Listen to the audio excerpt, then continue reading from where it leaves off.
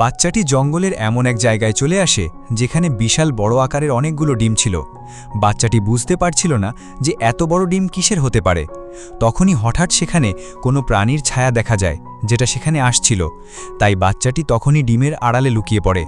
তখন সেখানে একটি বিশাল বড় ডাইনোসর আসে। বাচ্চাটি ভয়ে এক জায়গায় লুকিয়ে পড়ে। ডাইনোসরটি ডিমের কাছে এসে একটি ডিমকে এক জায়গায় ফাটাতে থাকে। তারপর ডিমটা ভেঙে সেটা খেতে থাকে। বাচ্চাটি আড়াল থেকে সবকিছু দেখছিল। বাচ্চাটি চুপি চুপি সেখান থেকে পালাচ্ছিল। ঠিক তখনই তার হাতের ঘড়িটি টুটটুট করে শব্দ করতে থাকে।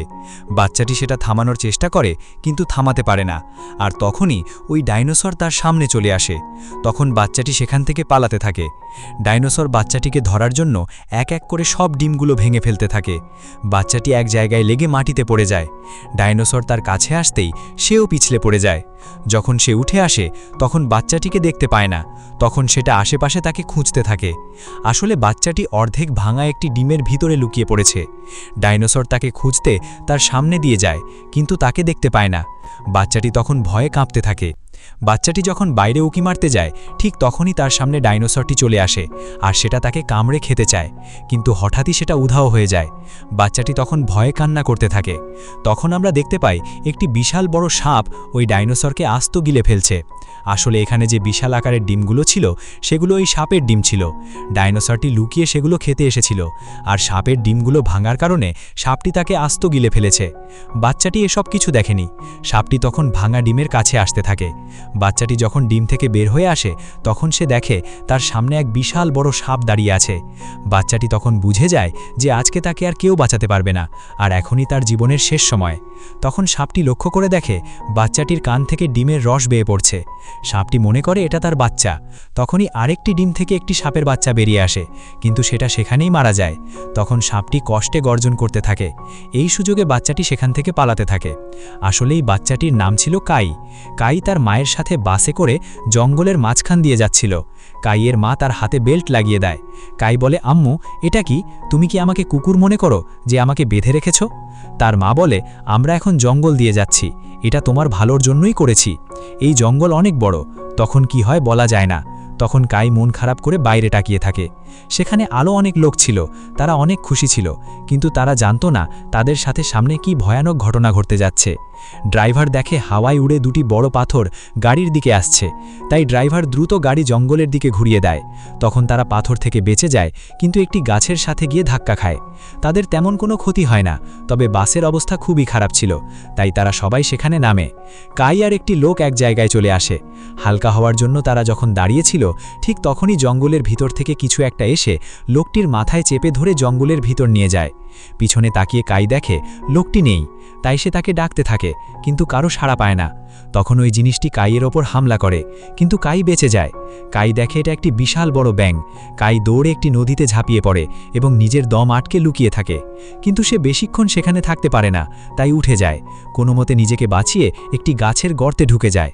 সুড়ঙ্গ ছোট থাকায় ব্যাঙ সেখানে ঢুকতে পারে না, তাই সে গাছটিকে ধাক্কা মেরে নিচে ফেলে দেয়। কাই সেখান থেকে পড়ে সেই জায়গায় চলে আসে যেখানে সাপের ডিমগুলো ছিল। সাপটি মনে করে কাই তার ডিম থেকে বের হয়েছে, অর্থাৎ সাপটি কাইকে নিজের বাচ্চা মনে করে। কাই সেখান থেকে পালিয়ে যায়। পালানোর সময় কাই এমন একটি গাছের কাছে চলে আসে যা প্রাণীদের খেয়ে বেঁচে থাকে। গাছটি কাইকে খেতে চায়, ঠিক তখনই সেখানে ওই সাপটি চলে আসে এবং কাইকে বাঁচিয়ে নেয়। সাপটি কাইকে নিজের বাচ্চা মনে করেছে, তাই সেটাকে সব বিপদ থেকে রক্ষা করতে চায়। কাইকে বাঁচানোর সময় সাপের শরীরে গাছের একটি ডাল ঢুকে যায়। সাপটি সেটা বের করার চেষ্টা করে, কিন্তু পারে না। কাই এটা দেখে একটি গাছের লতা নিয়ে আসে। তারপর সাপটির নিচে এসে ডালটি লতার সাথে বেঁধে দেয়। তখন এক টানে সাপটি সেটা বের করে ফেলে। কাই তার কাছে এসে বলে, তুমি কি আমাকে আমার মায়ের মতো প্রোটেক্ট করতে চাও? সাপটি গর্জন দিয়ে বুঝিয়ে দেয়, হ্যাঁ। তারপর সে সেখান থেকে চলে যায়। যাওয়ার সময় সাপটি একটি গাছ নেড়ে কিছু ফল ফেলে দেয়। কাই এটা দেখে অনেক খুশি হয় এবং ফলগুলো খেতে থাকে। অন্যদিকে কাইয়ের মা সহ সবাই বাসের কাছে ছিল। তাদের মধ্যে একজন আর্কিওলজিস্ট ছিল।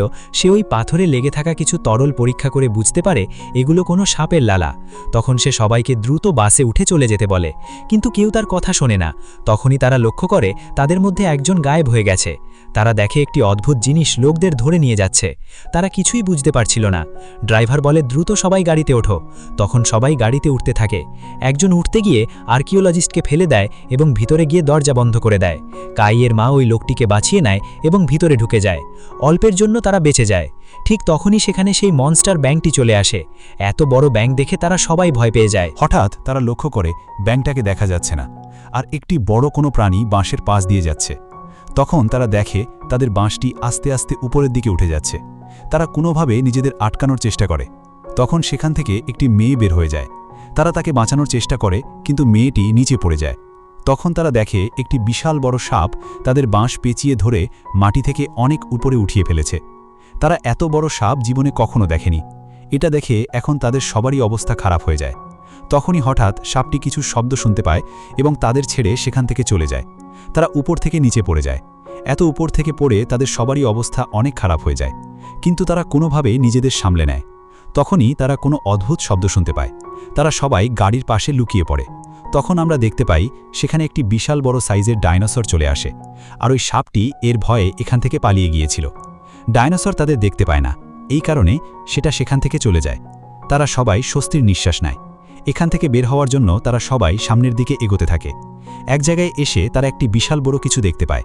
ভালোভাবে দেখার পর তারা বুঝতে পারে এটা ওই সাপটির খোলস ছিল, যেটা বহু বছর পরও এখনও আগের মতোই রয়েছে। তারা সামনের দিকে এগিয়ে যেতে থাকে। অন্যদিকে আমরা কাইকে দেখি যে একা হাঁটছিল। হঠাৎ একটি শব্দ শুনতে পেয়ে কাই দাঁড়িয়ে যায়। যখন সে পিছনে ঘোরে তখন সে দেখে একটি বড় ডাইনোসর ওই বড় মনস্টার ব্যাঙটিকে খাচ্ছিল। কাই ভয়ে পিছনের দিকে যেতে থাকে। কাইয়ের পায়ে লেগ ব্রেস লাগানো ছিল, কারণ একদিন একটি দুর্ঘটনায় কাইয়ের পা পুড়ে গিয়েছিল। তাই পিছনে যেতে যেতে হঠাৎ একটি ডালায় পা দিয়ে বসে। তখন সেখানে শব্দ হয়ে যায়। শব্দ শুনে ডাইনোসর কাইয়ের দিকে তাকায়, কিন্তু তার আগেই পাশ থেকে দুটি হাত এসে কাইকে নিয়ে যায়। আসলে এটা কাইয়ের মা ছিল। তখন ডাইনোসর কাউকে দেখতে পায় না এবং আবার তার খাওয়ায় মন দেয়। নিজের ছেলেকে খুঁজে পেয়ে তার মা অনেক খুশি হয়ে যায়। তখন তারা সেখান থেকে ধীরে ধীরে চলে যেতে থাকে। কিন্তু তখনই ড্রাইভার একজনের হাত ধরে ফেলে, কারণ সেখানে আরও একটি বড় প্রাণীর আসার শব্দ শোনা যাচ্ছিল। তারা সবাই পাথরের সাথে লেগে বসে থাকে। তখন সেখানে একটি বড় ডাইনোসর চলে আসে এবং ডাইনোসরটি আর্কিওলজিস্টের মাথায় মল ত্যাগ করে দেয়। সবাই নাক চেপে কোনো মতে বসে থাকে, তারপর সেটা চলে যায়। তারা স্বস্তির নিঃশ্বাস নেয়। কিন্তু যখনই তারা অন্যদিকে তাকায় তখনই তারা ডাইনোসরকে তাদের সামনে দেখতে পায়। তখন ডাইনোসর তাদের উপর হামলা করে দেয়। তারা সবাই ডাইনোসরের হাত থেকে পালাতে থাকে। ডাইনোসর তাদের মধ্যে 3 জনকে আঘাত করে ঠেলে দেয়। তারপর কাই আর তার মায়ের পেছনে দৌড়ে যায়। তাদের দুজনকে কামড় দিতে গিয়ে 2 পাথরের মাঝখানে ডাইনোসরের মাথা আটকে যায়। কাইয়ের মা তার লেগ ব্রেস ঠিক করতে থাকে। তখনই তারা দেখতে পায় যে তাদের পাশে আরেকটি ডাইনোসর বসেছিল। এটা দেখতেই তারা দুজন আবার পালাতে থাকে। তখন তাদের 2 পাশ থেকে 2টি ডাইনোসর ঘিরে ধরে। তাদের সাথীরা দূর থেকে সবকিছু দেখছিল, কিন্তু তাদের কিছু করার ছিল না। তখন তারা বুঝে গিয়েছিল যে এখন তাদের মৃত্যু নিশ্চিত। তারপর ডাইনোসর 2টি তাদের উপর হামলা করে দেয়। ঠিক তখনই সেখানে সাপটি চলে আসে এবং তাদের দুজনকে বাঁচিয়ে ফেলে। কাইয়ের মা বুঝতে পারছিল না যে সাপটি তাদের কেন বাঁচাচ্ছে, কিন্তু কাই সাপটিকে দেখে অনেক খুশি হয়ে যায়, কারণ সে জানে এখন তার কোনো ভয় নেই। সাপটি তখন ডাইনোসরদের কামড় দিয়ে ধরে আছাড় মারতে থাকে। একটি ডাইনোসর কাইদের দিকে এগিয়ে যায়। তখন সাপটি তাকে পেঁচিয়ে ধরে আছাড় মারে, কিন্তু ডাইনোসরদের হুঙ্কার শুনে সেখানে আরও অনেকগুলো ডাইনোসর চলে আসে। তখন কাই আর তার সাথীরা সেখান থেকে পালাতে থাকে। এতগুলো ডাইনোসরের মাঝখানে সাপটি একা ছিল, তাই তার অবস্থা অনেক খারাপ হয়ে যায়। কিন্তু সে অনেক কষ্টে শেষ পর্যন্ত তাদের সবাইকে মেরে ফেলে এবং সাপটি এখনও জীবিত ছিল। কাই আর তার সাথীরা পালাতে পালাতে এমন এক জায়গায় চলে আসে যেখানে অনেকগুলো মৃত ডাইনোসরের হাড় পড়েছিল। এগুলো দেখে তাদের সবার ভয়ে হৃদয় কেঁপে ওঠে।